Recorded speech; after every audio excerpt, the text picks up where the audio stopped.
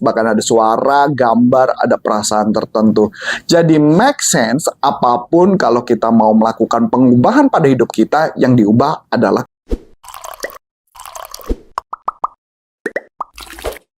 Halo, jumpa lagi bersama saya dengan Coach Antoni Sarif dari NLP Leadership Indonesia. Saya license trainer langsung dari Dr. Richard Bandler dan bisa menerbitkan sertifikasi lisensi khususnya berkaitan dengan NLP for Business. Lisensi selama 9 hari. Nah, apa topik yang kali ini saya mau bicarakan? Saya senang banget mengupas beberapa teknik-teknik NLP yang menurut saya beberapa teknik ini sangat membantu dalam kehidupan saya. Begitu juga teman-teman ketika menontonnya. Teknik yang berikutnya ini adalah yang saya sebut namanya submodality. Apa sih submodality? Saya coba kasih gambaran dulu beberapa hal. Dalam NLP, semua atau beberapa bagian dari teknik-teknik NLP banyak banget menggunakan pendekatan-pendekatan ini, submodality. Karena cara kerja otak manusia adalah membayangkan segala sesuatu. Jadi make sense, bahkan ada suara, gambar, ada perasaan tertentu. Jadi make sense apapun kalau kita mau melakukan pengubahan pada hidup kita, yang diubah adalah kepala kita dulu. Betul kan? Nah, jadi apa sih istilah-istilah itu? Saya mau coba ngajak teman-teman beberapa hal dulu untuk melihat beberapa hal. Saya kasih gambaran teman-teman bahwa manusia itu kan kita mempunyai 5 panca indera, betul kan? Jadi ada panca indera.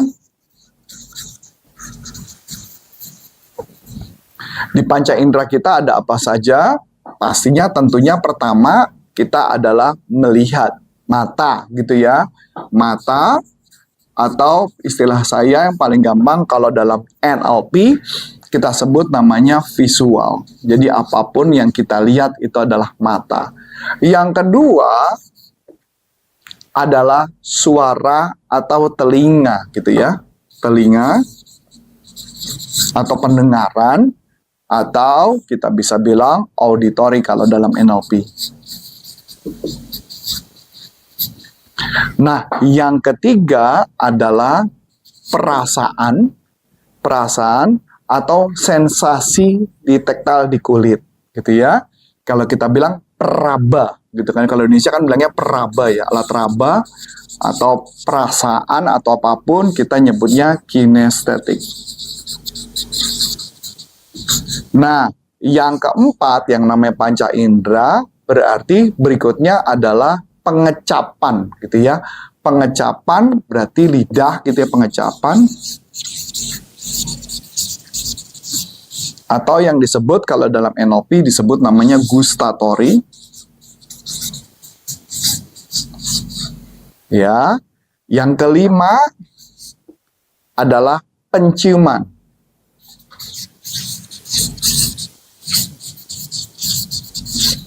Atau kalau dalam NLP kita sebut namanya olfactory.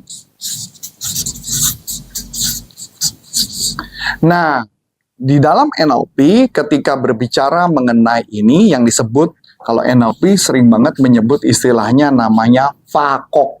Jadi fakok. Ya, atau fakgoy ya. Jadi fakok gitu adalah sebuah kita sebut namanya modality atau panca indera. Nah, apa maksudnya submodality? Saya coba jelaskan beberapa hal dulu yang menarik. Pernah nggak teman-teman nonton film setan? Ketika Anda nonton film setan di bioskop, malamnya ketika mau tidur, lucunya Anda nggak bisa ketidur karena Anda ngebayangin tentang setan tersebut. Bahkan mendengar suaranya di kepala Anda, dan bahkan Anda bisa merinding seakan-akan bahwa ada setan beneran. Betul nggak teman-teman? Itulah yang terjadi pada kehidupan kita. Begitu juga kalau kita mengalami trauma hal tertentu, trauma tersebut akan masuk ke dalam pikiran kita dan kita muncul dalam bentuk gambar-gambaran, peristiwa-peristiwa atau kejadian-kejadian yang membuat kita menjadi tidak nyaman. Bahkan menariknya, kalau kita bicara ilmu yang namanya law of attraction atau power of imagination, bahkan agama juga mengajarkan yang sama, kita harus mengimajinasikan hal-hal positif dalam kehidupan kita. Nah, itulah yang disebut namanya power of imagination, memainkan ada visualnya, ada auditorinya, ada kinestetiknya, mungkin ada olfaktori dan gustatory. Misalnya contoh, dia membayangkan duduk di mobil baru.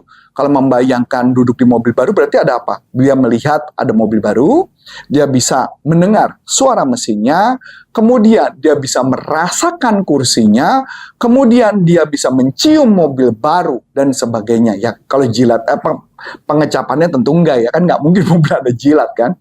Nah, dari gambaran tersebut itulah yang muncul di kepala. Makanya kenapa ketika ada orang atau motivator menyuruh mengatakan coba Anda bayangkan buat orang-orang tertentu kalau tidak pernah duduk di kelas bisnis atau tidak pernah naik pesawat terbang, kalau dia suruh membayangkan naik pesawat terbang, apakah bisa muncul? Nggak bisa, teman-teman. Mungkin yang dia ingat dia cuma nanya kereta karena dia pernah naik kereta. Jadi sulit buat dia di kepala dia untuk membayangkan naik pesawat terbang. Merasakan pelayanan naik pesawat terbang juga mungkin sulit banget buat mereka. Oleh sebab itu, ketika kita ini kalau berkaitan dengan hal yang positif ya, kalau kita mau memunculkan goal setting, membayangkan kehidupan kita, power of imajinasi kehidupan kita, dan sebagainya. Dan sebaliknya, kalau kita juga mau ngelihat diri kita lebih sukses, maka kita harus membayangkan diri kita yang sukses, bukan membayangkan diri kita yang sebaliknya. Begitu juga banyak orang yang selalu badannya sakit-sakit, punya penyakit tertentu. Kenapa? Karena dia membayangkan hal-hal yang sakit tentang dirinya. Bahkan citra dirinya pun dia membayangkan dia adalah orang yang kalah, bukan pemenang, dan sebagainya. Jadi tergantung dari kepala Anda melihatnya seperti apa, memandang untuk hidup Anda. Nah, yang saya mau mengajak kepada Anda ada istilah yang namanya submodality. Apa submodality? Ini akan ngebantu banget ketika Anda memilah satu-satu setiap bagian. Submodality yang pertama ada submodality berkaitan dengan visual, ada auditory, kinestetik, dan sebagainya. Yang kita bahas adalah 3 aja ya, visual, auditory, kinestetik. Saya kasih contoh yang sederhana. Ketika kita membayangkan misalnya sebuah peristiwa yang traumatik, gitu ya. Ketika Anda membayangkan peristiwa yang traumatik, gambarnya seberapa besar dalam imajinasi Anda. Gambarnya mungkin dalam imajinasi Anda begitu gede banget gambarnya. Bahkan mungkin bisa serumah ini gitu loh ya. Nah, itu yang membuat kenapa kehidupan kita bisa terganggu. Karena gambarnya gede banget. Bahkan mungkin dalam imajinasinya seakan-akan gambarnya deket banget dengan kita. Bener-bener kelihatannya reality. Nah, sedangkan kalau kita imajinasikan gambar tersebut dijauhkan, ngelihat dari jauh, gambarnya dikecilkan, atau gambarnya hitam putih bukan berwarna, maka ketakutan kita akan berkurang. Itulah yang disebut namanya submodality, yaitu adalah bagian-bagian komponen dalam sebuah visual. Begitu juga kalau Anda pengen goal setting yang menarik. Kalau Anda pengen punya goal yang menarik, bayangkan bisa mau beli rumah, Anda harus membayangkan rumahnya begitu besar, ya, begitu menarik untuk Anda, dan dekatkan gambarnya dalam imajinasi Anda. Gambar bergerak atau gambar diam itu juga berpengaruh kepada kepala Anda sih pada saat Anda melihat segala sesuatu. Begitu juga auditory. Ketika membayangkan peristiwa yang traumatik atau mendengarkan nonton film, mungkin kita mendengar suaranya di kedua telinga kita berisik banget, suara setannya, mungkin suara setannya sambil hihihihi. Dan itu membuat kita parno. Coba bagaimana kalau suaranya itu dikecilkan, suara setannya?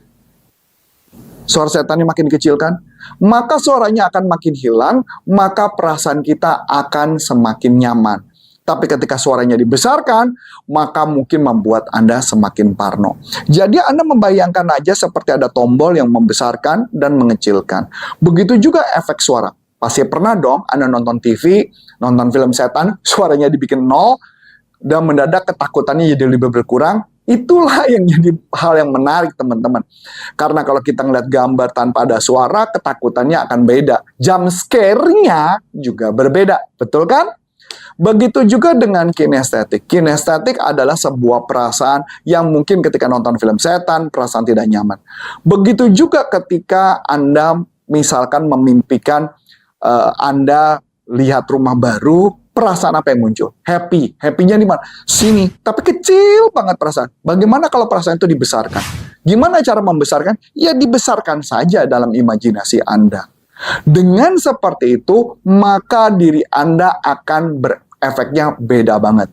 Nanti mudah-mudahan pada saat pembuatan video ini kita bisa masukkan efek-efek suara tertentu atau gambar-gambar tertentu yang bisa Anda nanti ngerasakannya. Begitu juga ada beberapa hal yang menarik ketika kita mau melihat impian kita atau menghilangkan ketakutan kita. Begitu juga suaranya bisa di depan, di tengah, di belakang, kiri, dan sebagainya. Bagaimana kalau Anda membayangkan Anda membeli rumah baru, kemudian ada orang tepuk tangan, yeay, tepuk tangan dengan happy, apa yang Anda rasakan? Anda mungkin bangga, betul nggak? Itulah yang harus Anda mainkan imajinasi dalam pikiran Anda. Yang kita bisa sebut the power of imagination. Atau yang bisa disebut namanya submodality dalam NLP. Coba Anda terapkan, lakukan, nanti kasih komen ya, ada efeknya nggak dalam hidup Anda. Itulah teknik-teknik NLP yang sangat sederhana, yang bisa membantu menghilangkan atau memperkuat impian Anda. Saya, Coach Antoni Syarif, dari NLP Leadership Indonesia. Sampai jumpa. Bye-bye.